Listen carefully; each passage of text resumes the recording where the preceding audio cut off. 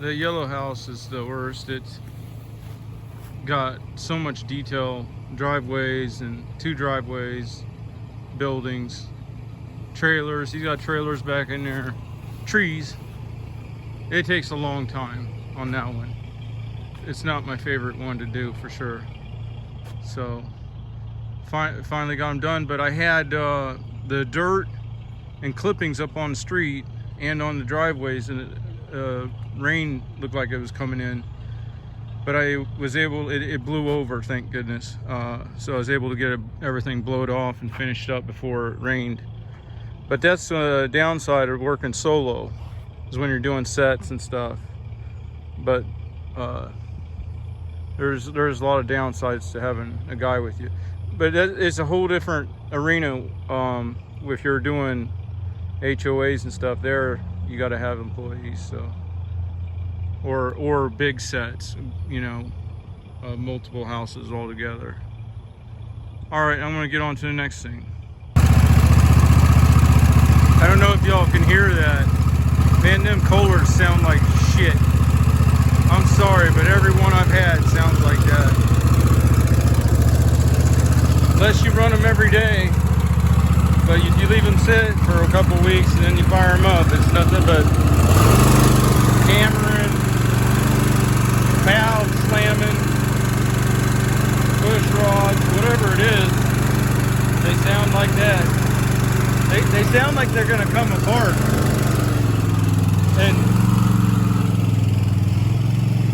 And to be honest, I've been wishing it would come apart. I mean, it's annoying, but it's like I said, I don't know how many Kohlers I've had that did the same thing. But I'll run it until it blows. That's all I'm gonna do.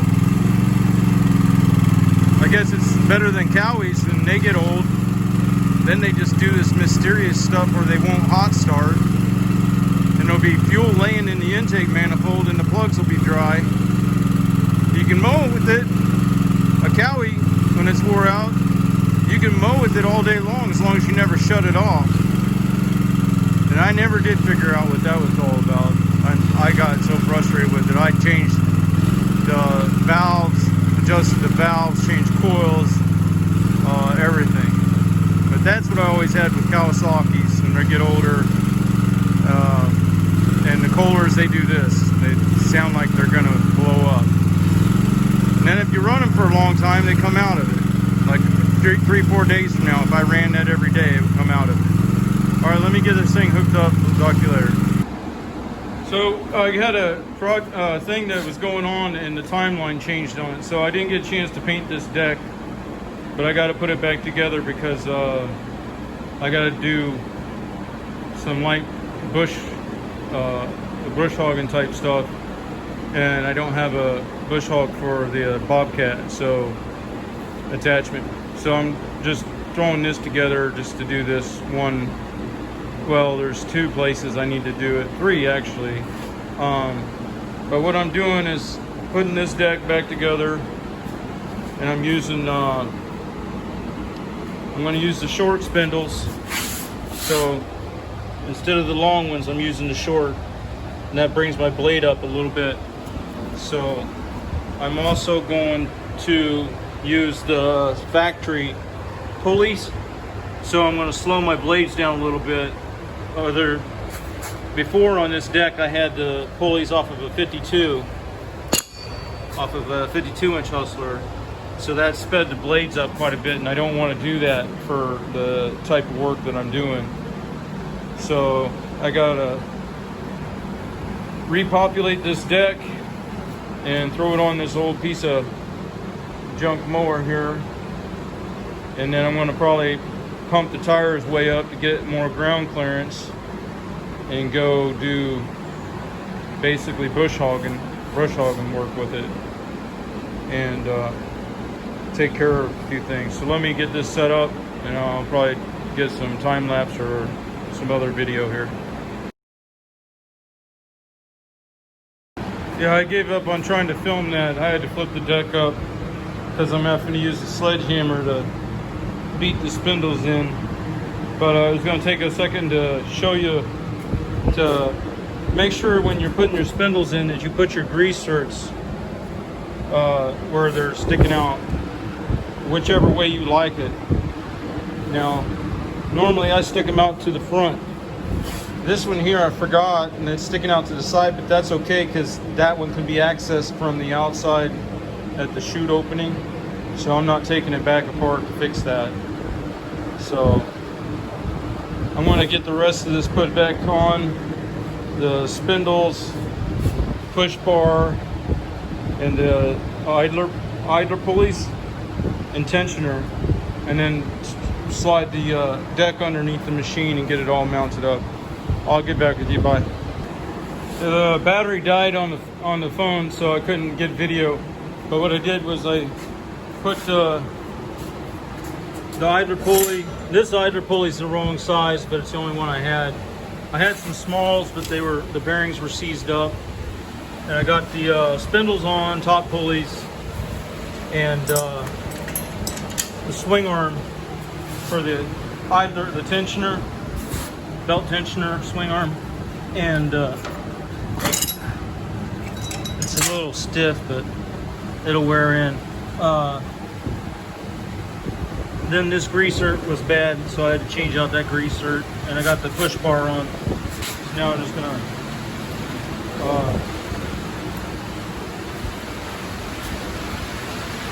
starting to rain like crazy.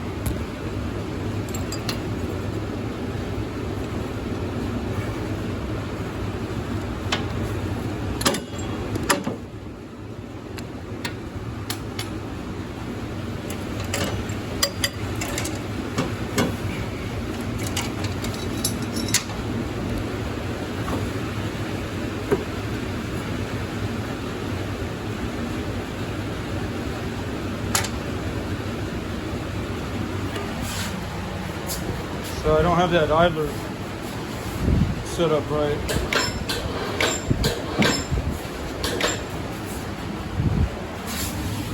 Just got to go forward. Just be out of the way of that.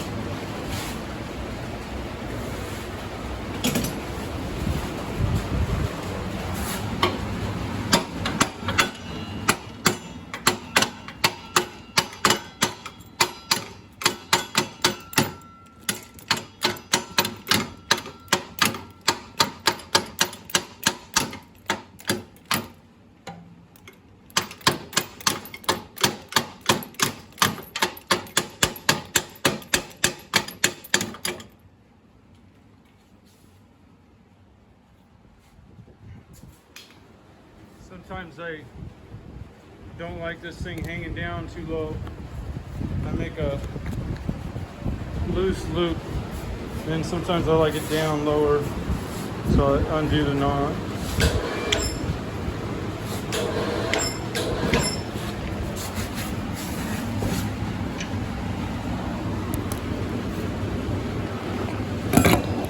Yeah, I'm gonna start cussing.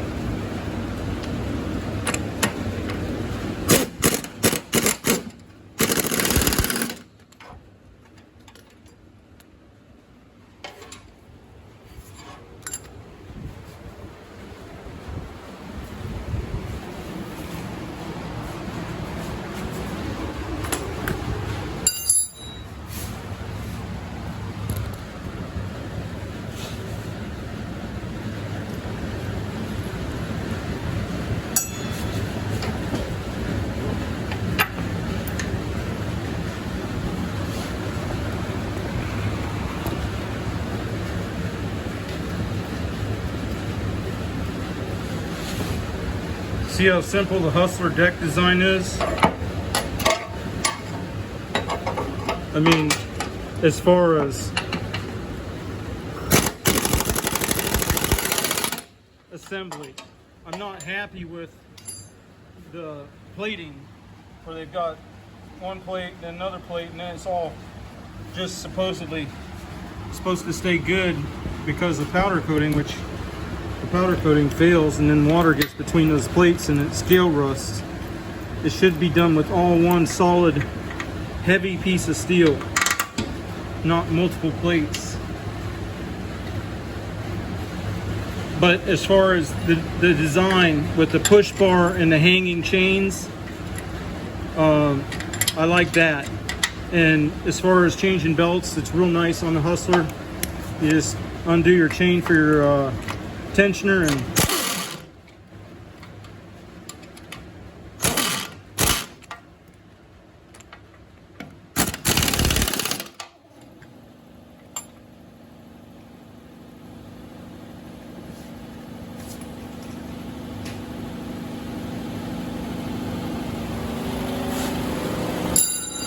then once the chains are on, yeah, this is going to be an ugly one, huh? But when you see what I use it for, you'll understand that it doesn't really matter. Because it's going to get, it's probably going to finish its days with me. So it's going to be abused big time. Mowing down small trees. This plate I just put on, and there's a rack that fits in here that held a garbage can.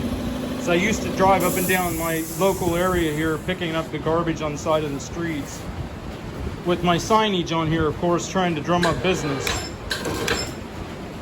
So I was doing two things at once, picking up trash and trying to get more business. It didn't really work. Well, I got the trash up. Okay, so then after the chains are hung, then you just got those push bars. And I haven't done it for a while, so I forgot that actually I need to get to those from behind. So that means the front of the mower is coming down, and then the back of it's going up.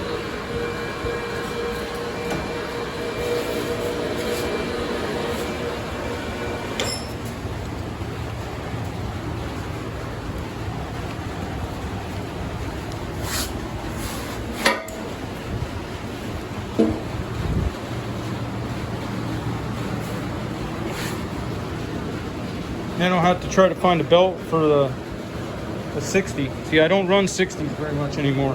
Hang on a second.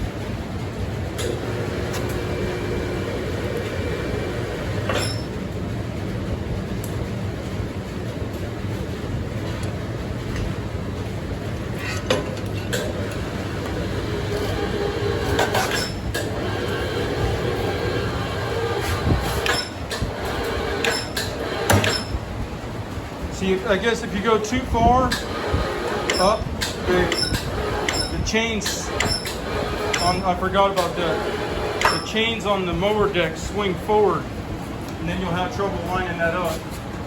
So you can't go too far forward with it. Or too high. I mean, I was going too high there for a minute. And then the weight of the mower just,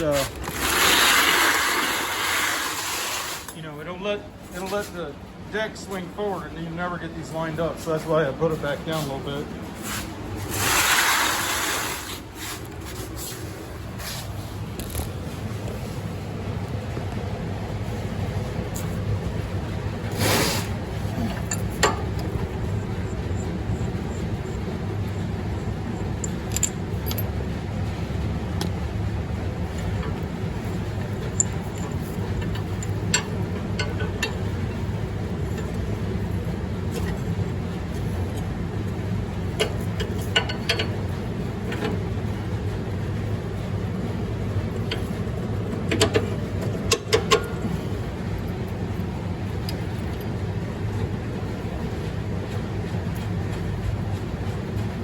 I like to put the nut on the inboard side so I can get my impact on there.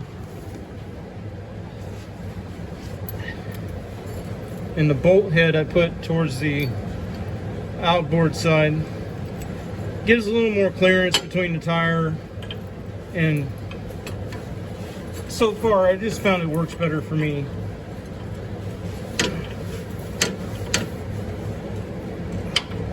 It works either way.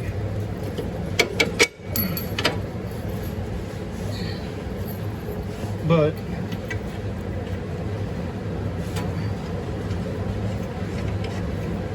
oops, I didn't know that in frame.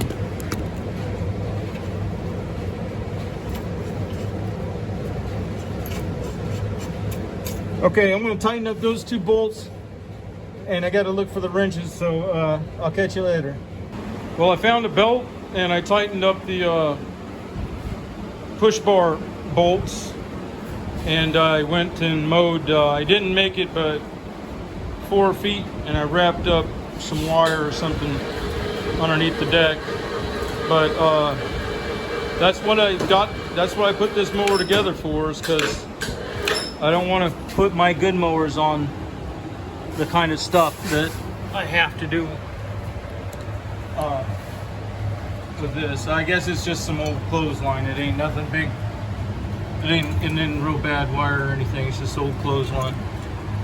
But either way, I've got some that I got to mow that probably would be more for a bush hog, and I'll try to get some footage of it there, see if I can't break this thing, which I'm sure I can, but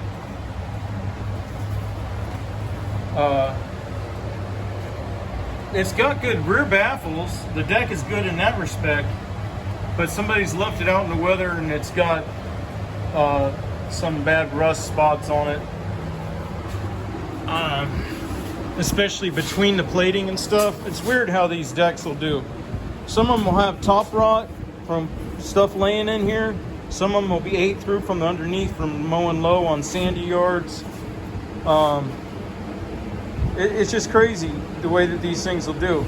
And some of them, this one was really bad on the back side of the deck where the second plate met. It was bulged up. I had to cut those pieces out through across the middle.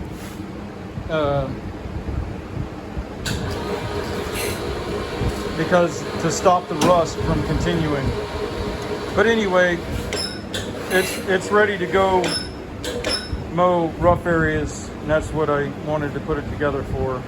And the job specifically is for a nice couple that are a good customer that have a lot next to their home that's undeveloped, and the lot that's undeveloped has overgrown to the point where they can't see very well to get backed in and out of the driveway.